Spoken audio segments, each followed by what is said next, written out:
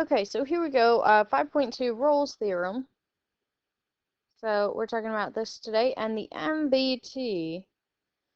All right, so we have a Rolle's theorem. There are some hypotheses here that we have to take care of to make sure we can use this theorem. All right, the first part, f must be continuous on a closed interval. You have to check that. All right, f must be differentiable on an open interval. And the endpoints f of a has to equal f of b. The two y values of the endpoints must be equal. So if all three of those are true, then there's a number somewhere in that open interval where the derivative equals 0. All right, so here are some that follow all of that. All right, these are all continuous on the closed interval. They're all differentiable on the closed interval. On the open interval.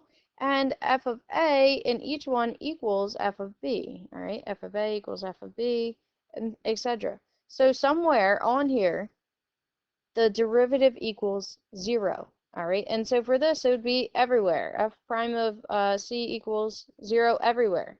Right here, the derivative at that point equals 0. All right, if we look at the other two, this one we have two spots where the derivative equals 0. All right, f prime of c equals 0, f prime of c equals 0. And then the last one, continuous on a closed interval, differentiable on the open interval, the endpoints are equal. So then f prime of c has to equal 0. All right, this is just an example here. If you think about like an object moving, and here you are, you're a person, you have this bright, move that out of the way. Come on. All right, you have this bright yellow softball, because softball is your favorite sport ever, and you throw it up in the air. Oops. Basically, come on. Basically, what Rolle's theorem is saying is, at some point, it's going to have to come back down. Somewhere, the velocity is going to be 0, okay? And for us, that would be like right there. That's where the velocity, remember that's the derivative of position, would be equal to 0. All right, example 2. Determine if Rolle's theorem applies. So first, does it apply? F of x is continuous because it's a polynomial on this closed interval. All right, because it's a polynomial, it's also differentiable on the open interval. And now we need to check what is f of negative 2. All right, if you plug in negative 2 to that function, I believe you get 8. F of 2, the other endpoint, is also 8. So all three of those things apply. All right, so yes, the theorem applies. So if so, find the values guaranteed by the theorem. So that's saying that somewhere the derivative is going to be equal to 0. So first, let's find the derivative. 4x cubed minus 4x. All right, factor out let's set it equal to 0 and factor out a 4x. We get x squared minus 1. So there are x equals 0, x equals negative 1, x equals 1. All right, are those in the closed or open interval? Yes, they all are. So that would be our answer. All right. Here's another mathematician, Lagrange. We will get into a little bit more of his work later.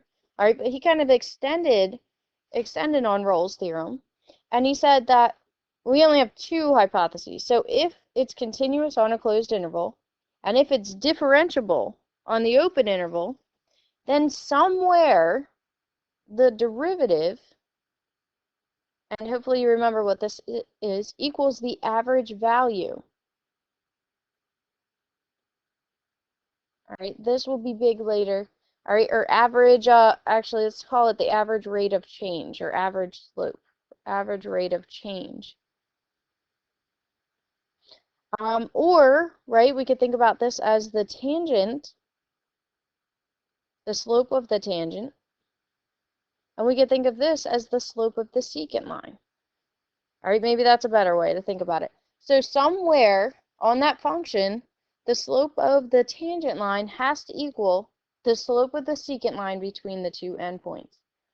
All right, so here's two different ones. If we draw the slope or the secant line, somewhere on this function, the tangent line has to match that slope. That's all his theorem is saying.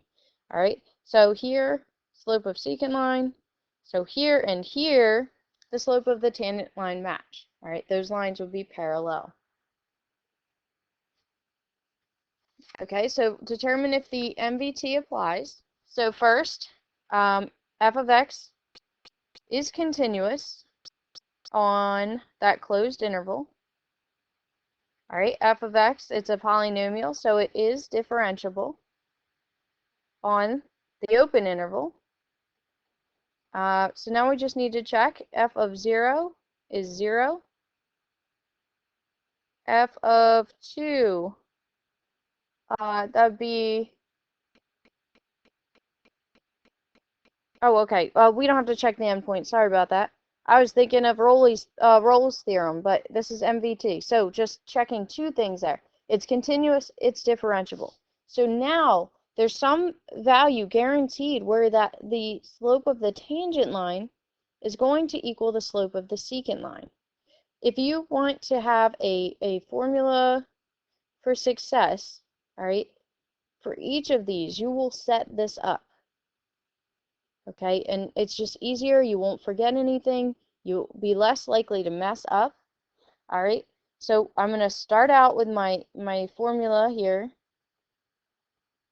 F of b minus f of a over b minus a. It's a lot to write, but it's worth it because you'll be less likely to mess up. All right, so the derivative would be 3x squared minus 1. It's a little crooked there. Equals, let's see, f of b. Plug in 2. Oh, see, I was doing that for a reason. Plug in 2. 8 minus 2 is 6. F of 0 is 0. Over 2 minus 0. So then we have 3x squared minus 1 equals 6 over 2, or 3. So trying to figure out where they're equal. I could add 1 to both sides. 3x squared equals 4. X squared equals 4/3. And then x equals plus or minus the square root of 4/3. And if I wanted, I could write it as plus or minus 2 over square root of 3, because the square root of 4 is just 2. But keep in mind, we were only talking about this interval. Not both of these values are contained on that interval. The negative one is not.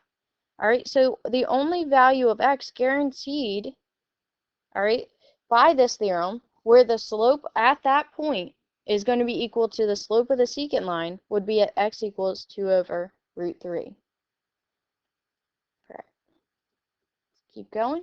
Example 4 here, calculator permitted. So when you see something where the calculator is permitted, you might want to just type that into your calculator. All right, it might help you, it might not. So first, f is continuous on the closed interval. F is differentiable on the open interval, because it's a polynomial, so we can say those things are true. You must state that if you want to use the MVT. So the MVT applies. All right, and then we could say that the derivative, I'm just going to write it first, derivative equals,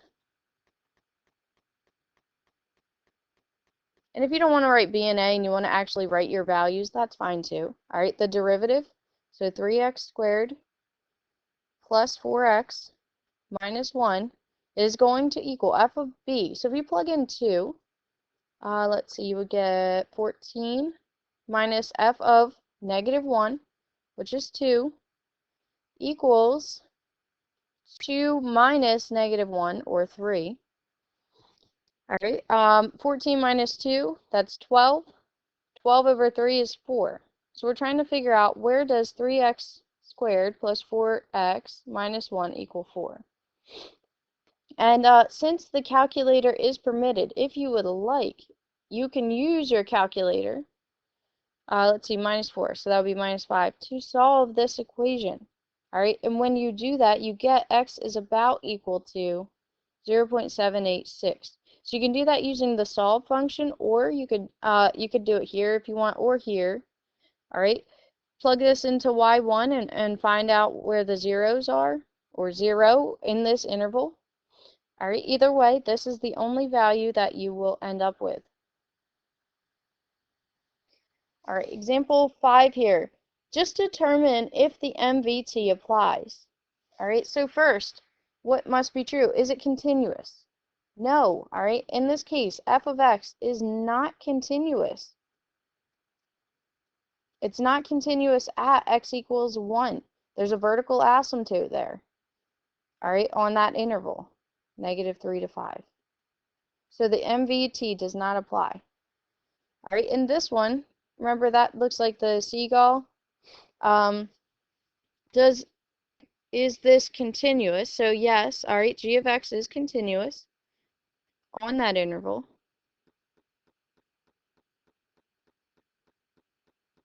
So if you knew what the graph would look like, you could say that you know it's not differentiable there. All right, or just go ahead and find the derivative and show that it's undefined. But g of x, it's not going to be differentiable at 0. At x equals 0, which is on that interval, because there's a cusp there. So then the theorem doesn't apply. I would keep going, but I'm sure you want to work on some problems all by yourself tonight. So I'll go ahead and stop here and see you tomorrow.